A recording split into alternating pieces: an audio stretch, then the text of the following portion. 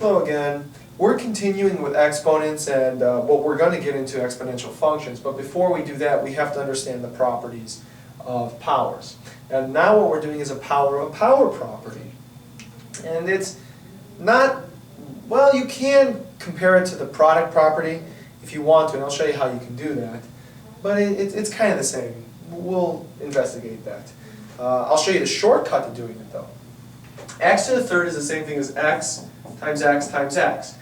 And if you write out x to the third, you have 3 x's. But you're doing that twice. So if you're doing this twice, how many x's do you have altogether? Well, you have this set, and then you have another set. You have to write it out again. So you're having 6 x's altogether. You don't write 6 times x, though. You see that? You write x to the 6th. And you can't do anything further than that. Same thing with this one. 3 to the third is 3 times 3 times 3.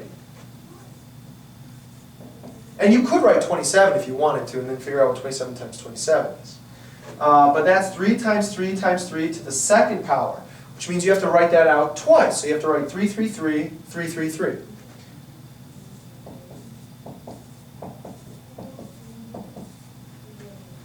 But you're not going to leave it as 3 to the 6th, which it is. You're going to figure out what 3 to the 6th is. 3 times 3 is 9, 27, 81, 243, 729. And then the last one, with parentheses and with a negative now. If I wanted to rewrite this, it'd be negative 3, negative 3, negative 3, but I got to write it out 2 times. So that's one time. Let me write it out a second time. It's very important that if it had parentheses, make sure you have parentheses with it. You see negative 3 6 times. Now here's the mistake that students make, because they try to plug this into the calculator and they get negative 729. It's not negative 729 because it wasn't negative 3 to the 6th power. It was quantity of negative 3 to the 6th power. So it's not negative 729, it's 729 in this case. That's one thing I'd watch out for.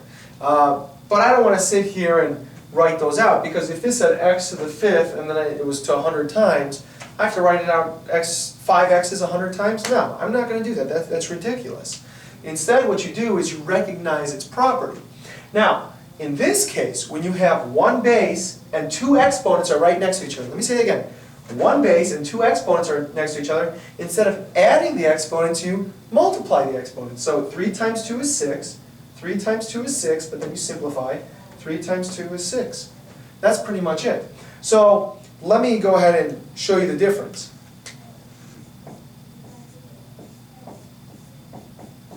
Some people think it's the parentheses. It's not the parentheses. It's what separates them. I have 2 bases that are the same, and there's a multiplication in there even though you don't see it. So you add the exponents. I don't have a multiplication this time. This time I'm powering it, and there's only 1 base. That's when I multiply it. So you can see that difference right there. And those are the main 2 differences with product and power. We're going to do a power of a product, I believe, is the next one. I'm not terribly sure. I've got to look at it again.